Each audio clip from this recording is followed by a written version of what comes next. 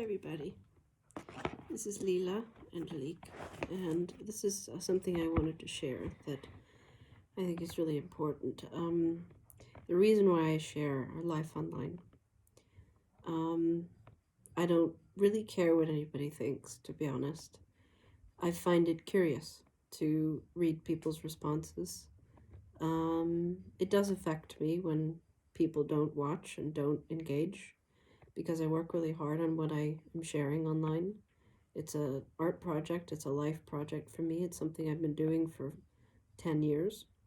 And the reason I share so honestly is because, one, that's the way I am, and two, is because I regret having not done so in the first few years of our life together. Starting in 2008, 2009, when I first met Thoth, and into 2014, 2015. We were filming, but I wasn't filming as disciplinedly as I do now. And I wasn't sharing.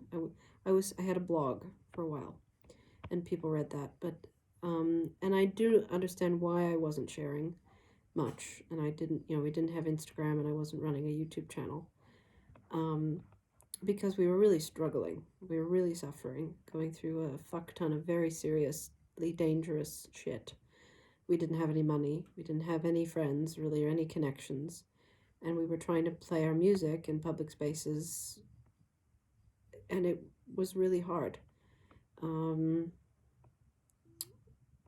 But when I look back at little clips and things that I took from back in the day, in that time, very low quality footage that I had, and I see that people were watching us with their eyeballs and not with their fucking phones, even in 2009, 2010. That wasn't very long ago. It was like 15 years ago, and shit has changed. And I wish I'd been filming as religiously as I do now, so I could look back and see, even just from my own curiosity, to see what was really going on back then. What was I like? What was Thoth like? I have these little clips. I have clips from random people having filmed us here and there in different places in New York City or San Francisco or Lisbon. A few clips of us playing in Barcelona. But the reason I film so much, and I film everything and I share it all, is because I really regret having not done so when I was younger. Because it would just be so incredible if people could look back at our YouTube channel and see the full 15 years of our life, everything we went through from day one, including me meeting Thoth. I mean, I had a journal from back then that I wrote. Of course, I lost it. And I wrote in capital bold letters, "The day I met Thoth," and of course I lost that journal. I've lost so many things. And I'm not even sure that this vlog channel will survive most of the footage is on the YouTube channel. I don't have backups of 10 years of footage, It's all sitting on this channel. So, and I'm being very vulnerable to share it. No shit. I mean, especially the last week or so of me being sick, us having the nightmarish shit happen at the border between leaving Bali. It was horrible, nightmarish. And I think most people just don't really even want to know, or are like shocked by the reality of someone's lives like ours, because we seem like little aliens. We don't seem like real people. When people see us play in public, they're not going like, "Oh, these are real people that have real lives who use money to eat food and to buy food and to pay for their housing and to get around the world. And they have to get on planes. They can't just fly around, and they can't just levitate." I think people have this mentality of artists in particular as being somehow non-human, that they're like, that they don't struggle and they don't have real lives. And for me, I think the whole process and the practice of sharing everything in gory detail, every feeling, every thought, every emotion, ups and downs of our lives, is to show that we're real people and we have real feelings and real thoughts. And even though we do something that is so beautiful and so magical, and when we have the opportunity to really be heard and seen in the best way, that it's incredible and people are blown away and they've never seen anything like it, that the work that we do and the shit we go through in order to do that, to make that magic, is a lot of shit. And there's a lot of tears and a lot of blood and a lot of anguish that we go through. And our music, the other day when we met um, some amazing people in Bali that have a beautiful space that we can play in, I think, when we go back, they said, your music is very sad. There's a lot of pain and a lot of sadness in your music.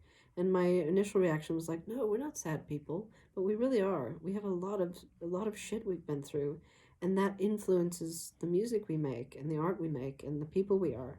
And even though we're incredibly colorful, interesting, bright, shiny people, there's a lot of suffering in what makes our art what it is. And I think that's true for so many artists, that artists make art out of pain and out of suffering, and that's what our music is.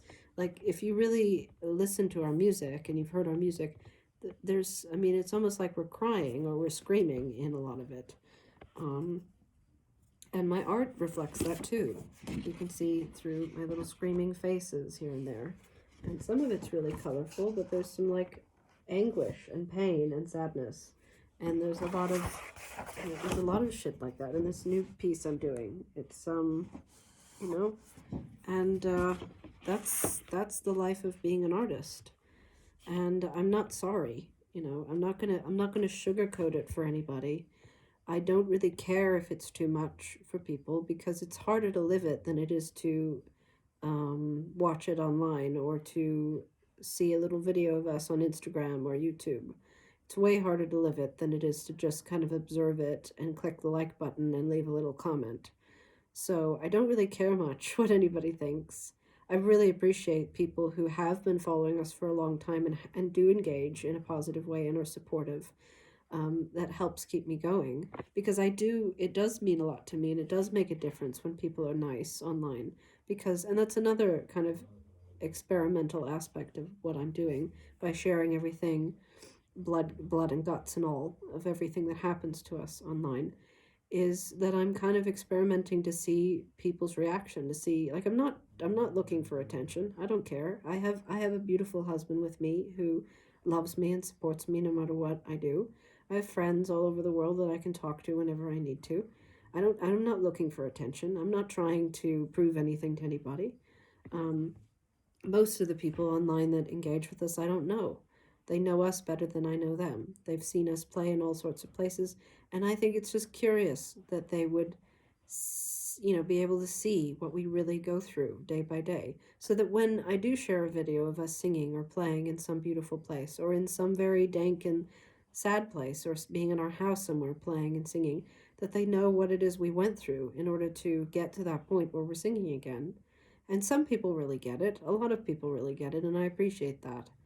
I also realize that there's a lot of shit going on in the world, and not many people are going to be very engaged with what we're doing. It's very strange. Why would anybody really care too much about two little weird artists wandering around the world making music that isn't popular, that isn't recognized, and isn't famous, and isn't a song that isn't music that people recognize at all or know? um, the fact that we've been able to do it for so long, and we've been able to live and survive and travel, is incredible, and that we've been able to do it at all is amazing, and the fact that we have any hope at all for continuing to do it, and the fact that we even want to continue doing it after feeling so rejected for so long, um, because we are, and we do. Rejection is a huge part of our life, and that's probably never going to end, unless we just, you know um, bury ourselves in a hole and never come out again, which sometimes we want to do. So I guess the whole thing I could say is it's just kind of an experiment of seeing, like, what will happen if I share everything that we do online and I don't hold back. Because I'm really even not seeking anything. I'm not asking for anybody's help. I'm actually just trying to bring awareness to us. That's all. I mean, whatever I share online, I'm just bringing awareness to it. Like when I share that Thoth has seizures, and they're really bad, and he bit his lip and his mouth is all bloody and he bit his tongue and look at his tongue, it's all full of blood. I'm bringing awareness to that this is what happens when someone has seizures, because you don't see people having seizures. This is not something you see. And I think it might be curious for a couple of people to like see someone, for example, like Thoth, who is an incredibly creative, talented, gifted, genius artist, um, comparable to the greats of the past. I know this, and there are a couple of people who know this. Maybe I'm absolutely crazy, and but I don't care. I believe in Thoth a lot, and I believe in myself. Um, but to see someone like him convulsing on the floor, having a seizure, it's reality. It's what happens to him when we have an experience of getting detained at a border and having a nightmarish transit out of a country, and we have to spend a bunch of money to leave a country. I think it's really interesting that is what happens to us. And then we manage to get out of there, and we have really hard experiences, and then we somehow manage to continue to play. Um, because for me, it's that I am not just a singer. I am not just a violinist. I am not just a coloratura soprano who has a really pretty high voice, you know, that I have a really pretty whistle tone. That is like the tiniest aspect of who I am. To be honest, that's like the smallest percentile of what I am as a person, who I am as a person, that I sing well, that I have a beautiful voice. And for Thoth, that's such a small percentage of who he is. He is very much like preforming is his whole life, and when he doesn't get to preform, he gets very depressed and he doesn't want to live anymore. And that's another aspect of who he is.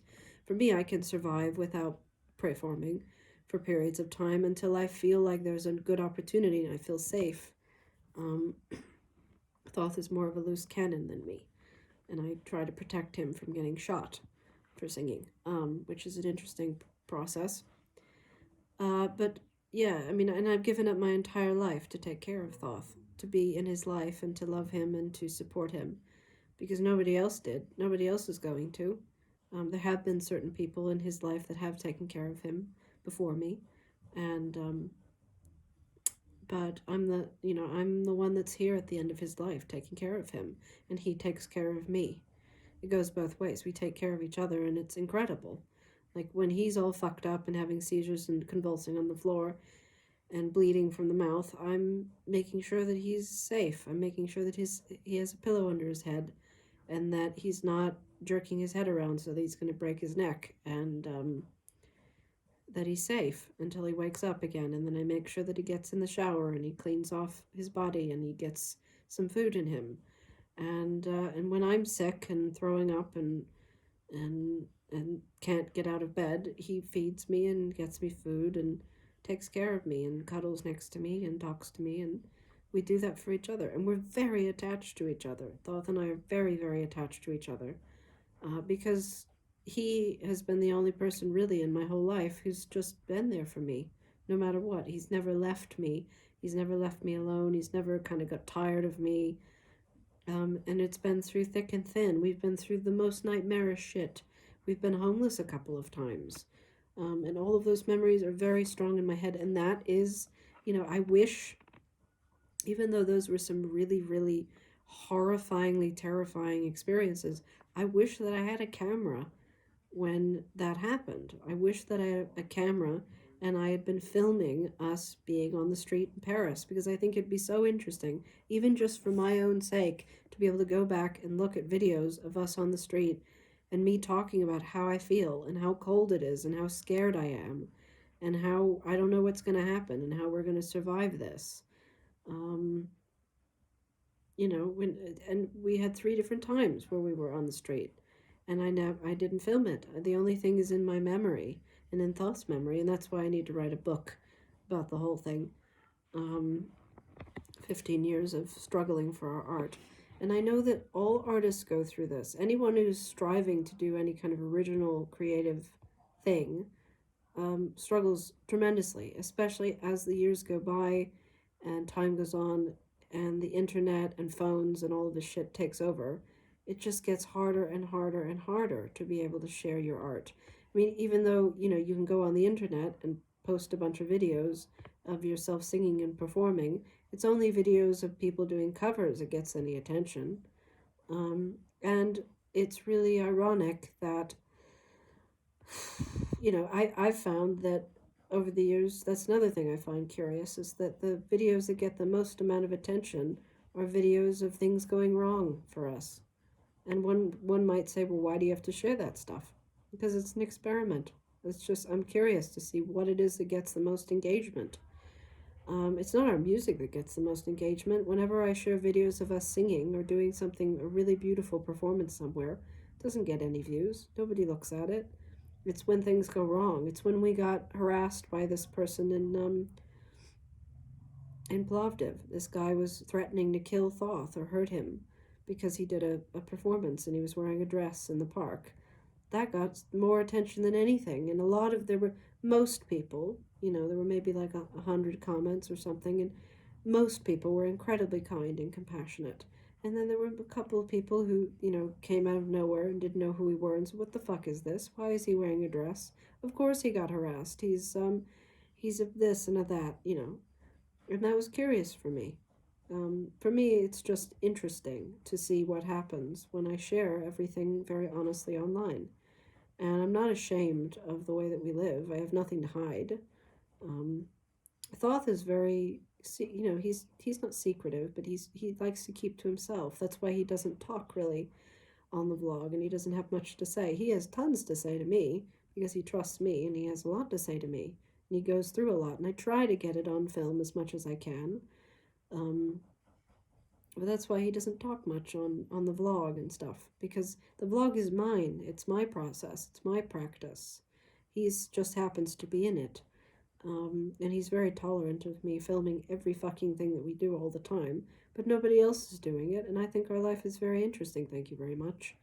And even when shit goes fucking wrong and everything is fucked up, I think in the long run that it's really interesting. Like, what if Salvador Dali had an online blog in which he shared every single aspect of his life from, for 20, 30, 40, 50 years, all the ups and downs of his life, people would find it fascinating. What if Mozart was on Instagram and had an Instagram page talking day by day about his ups and downs of his life to make the music that he made? Wouldn't that be incredible to be able to look back at something like that and go, "Oh my God, Mozart was a human being. Salvador Dali was a human being." That's, for me, it's like this is just a testament to we as artists are human beings and we go through life and it's messy and it's hard and it's great and it's amazing, and I am so proud of what I'm doing to document it. Of course, I wish I had a film crew following us around and making a high quality HD, 4K documentary about us. I'm sharing all of this in very low quality footage, but I'm not a documentarian. I can't do anything more than I'm doing. I don't have the computer power or anything like that to edit or store footage any larger than what I have. Um, so I'm doing what I can, and I'm not waiting for anybody to do it for me. And maybe someday someone will put all this footage together and make a documentary of it. Maybe I will. But that's why I share everything online the way that I do.